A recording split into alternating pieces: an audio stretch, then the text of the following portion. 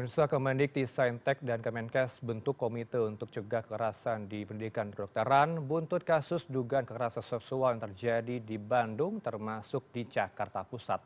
Timbul pertanyaan apakah komite itu berjalan dengan efektif nantinya? Kita langsung bahas bersama dengan Pak Berry Julian di PLT Direktur Pembelajaran dan Kemahasiswaan Kemendikti-Saintek. Halo, selamat sore Pak Berry. Sehat selalu Selamat Anda. sore, Mas Heranov. Terima kasih sudah meluangkan waktu. Respon Kemendikti-Saintek seperti apa Pak kasus dokter cabul yang melibatkan dokter di Bandung termasuk Jakpus nih Pak? Ya, Kemdikti-Saintek sangat mengutuk keras dan juga prihatin ya terhadap kasus kekerasan seksual yang telah dilakukan oleh mantan peserta program pendidikan dokter spesialis anestesiologi dan terapi intensif di Fakultas Kedokteran Universitas Padjadjaran dan di lingkungan Rumah Sakit Umum Dr. Hasan Sadikin ya. Oke. Kemdikti-Saintek ini menegaskan bahwa tidak ada toleransi terhadap segala bentuk kekerasan, khususnya di lingkungan pendidikan tinggi dan juga layanan kesehatan. Ini fenomena baru atau memang Anda sudah menangkap jauh-jauh hari Pak? Pernah terjadi kasus sebelumnya mungkin menemukan kasus tapi tidak terekspos media? Sebetulnya yang kita hadapi saat ini adalah fenomena yang mungkin umum terjadi di berbagai bidang begitu. Karena apa? Karena bukan hanya di bidang pendidikan tinggi. Oleh sebab itu, kami sejak tahun 2021 sudah mengeluarkan Permendikbudristek nomor 30 yang isinya tentang pencegahan dan penanganan kekerasan seksual di perguruan tinggi. Yang kemudian kami sempurnakan menjadi Permendikbudristek nomor 55 tahun 2024 Oke. tentang pencegahan dan penanganan kekerasan secara umum. Di sana ada beberapa hal yang harus dibentuk ya untuk pencegahan dan penanganan kekerasan di perguruan tinggi seperti satuan tugas penanganan kekerasan. Harapannya dengan adanya Satgas ini, maka kemungkinan atau peluang untuk terjadinya kekerasan, termasuk kekerasan seksual itu dapat dikurangi. Bedanya apa Pak dengan komite kekerasan seksual? Apakah sama satuan tugas dengan komite yang sudah dibentuk kerjasama antara Kemenkes dan juga Kemdikti? Ini hal yang sama, tapi cakupannya diperluas. Kalau dulu Satgas ini hanya kekerasan seksual, maka sesuai Permendikbudristek nomor 55 tahun 2024, ini akan kita tingkatkan menjadi Satgas untuk segala jenis kekerasan. Baik, evaluasi sejauh ini dalam program pendidikan dokter spesialis apa Pak yang sudah Ya, kita sekarang dilakukan? melakukan ya, kita sudah melakukan evaluasi yang komprehensif ya untuk penyelenggaraan pendidikan kedokteran khususnya PPDS di perguruan tinggi dan rumah sakit, mencakup sistem seleksi, pembinaan, supervisi dan juga evaluasi mahasiswa. Nanti kita akan berdasarkan standar nasional pendidikan kedokteran dan berbagai aturan dari Kemdikti-Saintek. Nah, evaluasi komprehensif ini nanti akan menjadi pertimbangan ya untuk melakukan pembenahan-pembenahan.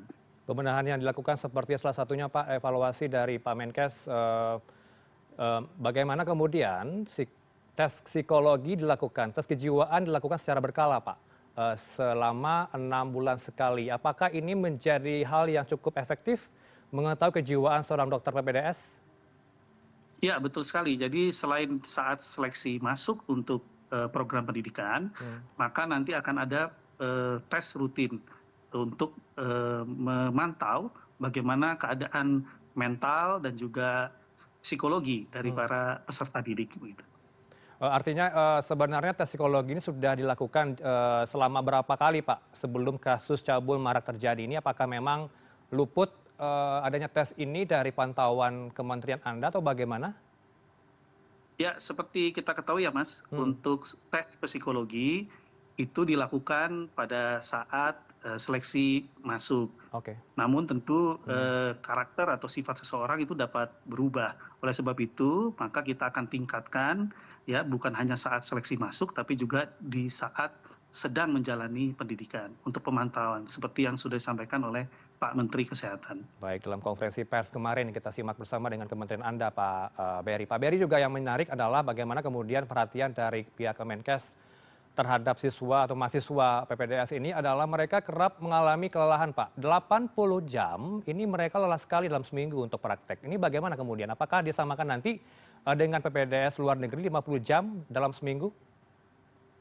Ya, kami akan melakukan kajian-kajian dan tentunya pengaturan jam kerja Hmm, dan juga jam istirahat bagi mahasiswa PPDS ini harus kita tegakkan hmm, dan dengan tetap memastikan ya capaian kompetensi dari mahasiswa PPDS tersebut. oke. Nanti perguruan tinggi juga akan memiliki satgas yang memberi pendampingan psikologis Hmm. dan ada mekanisme pengawasan yang sistematis untuk menjamin students well-being untuk mahasiswa PPDS. Tapi benar tidak Pak, yang diakui oleh Pak Menkes selama ini mahasiswa PPDS kerap mengeluarkan banyak biaya dibandingkan dengan luar negeri mahasiswanya.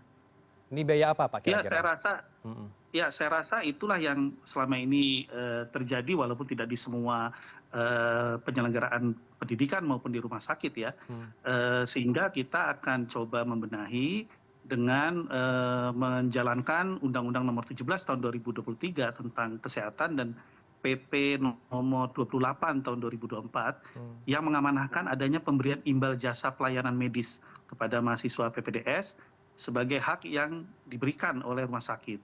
Ini kewenangan dari Kementerian Kesehatan sebetulnya. Oke. Harapannya dengan reward ini, residen Hmm, itu mendapatkan reward atas kontribusinya pada pelayanan di rumah sakit. baik. Sehingga imbal jasa ini bisa membantu mereka. Kalau keluhan yang mungkin Anda tangkap dari mahasiswa PPDS Pak di lapangan tentu kita melihatnya di cover both side ya, tidak hanya menyalahkan dokter PPDS yang melakukan cabul. Apakah juga dokter di PPDS ini juga kerap mengalami kekerasan seksual atau kekerasan lainnya Pak? Dokter menjadi korban juga? Ya, saya tidak bisa berandai-andai ya. Hmm, Saya hanya bisa melihat berdasarkan data yang dilaporkan. Oleh sebab itu, kami sangat mendorong hmm. semua korban kekerasan, baik termasuk ya kekerasan seksual, untuk melaporkan kepada Satgas Kekerasan yang sudah ada di Hmm, setiap perguruan tinggi maupun nanti di rumah sakit, sehingga apa yang terjadi itu dapat kita benahi. Karena hmm. kalau tanpa laporan, walaupun kita sudah monitor, akan sulit untuk melakukan pembenahan-pembenahan dan juga penindakan. Termasuk Pak, hal lain yang mungkin menjadi solusi dari Pak Menkes menyebut dalam konferensi pers kemarin, di mana diberikan keleluasaan kepada dokter spesialis nantinya untuk praktik dalam kerangka dokter umum. Ini bagaimana mekanisme nanti yang akan terjadi Pak? Diperbolehkan untuk praktik dalam dokter umum? Ya, Hmm, untuk pertanyaan ini saya tidak berwenang ya untuk oke. memberikan jawaban karena Hmm, ini terkait pelayanan kesehatan. oke. Jadi ini lebih tepat ditanyakan kepada perwakilan dari Kementerian Kesehatan. Baik, terakhir Pak, mungkin ini kan menjadi evaluasi ke depan di mana tentu banyak masyarakat yang apa ya, skeptis dan juga takut dengan berhadapan dengan mahasiswa PPDS karena ada ulah dari Bandung dan juga Jakarta Pusat. Apa himbauan khusus bagi Anda agar situasi akan kondusif ke depannya? Karena ada evaluasi Satgas dan Iya, juga komite. Hmm, iya, baik. Jadi kepada masyarakat tentunya tidak perlu terlalu khawatir hmm, karena saat ini kami bersama Kementerian Kesehatan telah melakukan berbagai langkah-langkah perbaikan. hmm. Laporkan segala jenis penyimpangan yang Anda temui di lapangan. Nanti kami akan tindak lanjuti dengan cepat bersama Kementerian Kesehatan. Baik, kami tunggu Pak sepak terjang dari Kementerian Anda dan juga Kementerian Kesehatan untuk membenahi banyak sekali tata ulang PPDS yang akan dibenahi begitu ya Pak dari komite termasuk Satgas. Terima kasih Pak Beri Juliandi, PLT Direktur Pembelajaran dan Kemahasiswaan Kemendikbudristek bersama Newsroom. Selamat sore. Selamat sore, Mas.